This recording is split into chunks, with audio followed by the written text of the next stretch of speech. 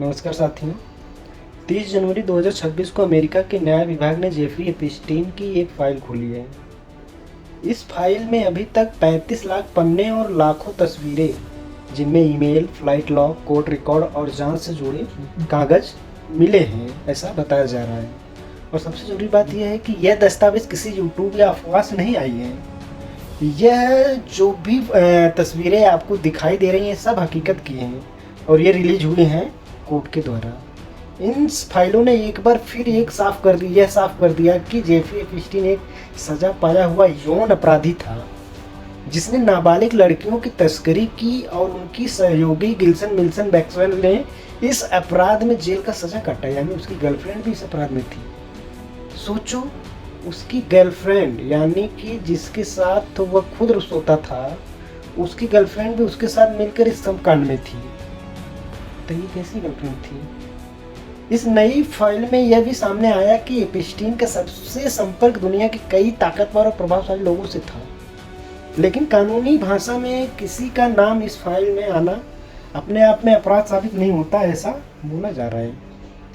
इसी वजह से इन दस्तावेज के सामने आते ही कई बड़े नाम को लेकर चर्चा शुरू हुई। जैसे बिल गेट्स को लेकर सामने आई मेल ड्राफ्ट पर गेट्स ने साफ कहा कि यह दावे बिल्कुल गलत है, झूठे खबरें फैलाई जा रही है मेरे खिलाफ। और उनकी पूर्व पत्नी मेलिंडा फ्रेंच गेट्स ने कहा कि एप्स्टीन से जुड़ी बातें उनके लिए बहुत ही तकलीफ दे रही हैं।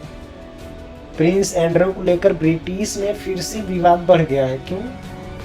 क्योंकि पीड़िता वर्जीनिया गुल्फे के बयान और पहले से मौजूद सबूतों की वजह से यह मामला सबसे ज़्यादा गंभीर माना जा रहा है इस बार। और हाल ही में वह शाही निवास छोड़कर दूसरी जगह शिफ्ट हो गई। सोचो, अमेरिका और ब्रिटेन की मीडिया रिपोर्ट्स के मुताबिक कुछ ब्रिटिश नेताओं जैसे पीटर मैडरोल्सन के ईमेल्स की जांच हुई और पुलिस कर रही है ऐसी जांचें कि जहां से कुछ मिले। और वहीं लिंक्डइन के सह-संस्थापक रेड होफमैन ने माना कि एप्स्टीन से उनकी मुलाकातें पहले बताई गई संख्या से अभी ज़्यादा हैं।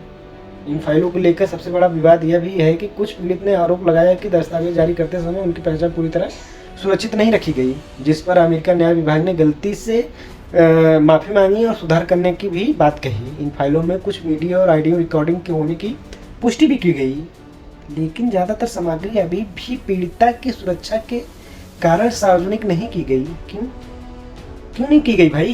पूछता है हिंदुस्तान, पूछता है वर्ड्स। सबसे अहम बात यह भी रही है कि एप्स्टीन फाइल ने यह तो साबित कर दिया कि सिस्टम ने सालों तक एक अपराधी को नज़रअंदाज किया और ताकतवर लोगों की नज़दीकी ने उसे बचाए रखा। लेकिन यह भी उतना ही सच है कि अभी तक ज़्यादातर बड़े नामों के खिलाफ कोई आपराधिक सजा अदालत में नहीं आई है। कोई फैसला मौजूद नहीं है जो बड़े लोगों को सजा दिलाने के लिए पारित की गई हो।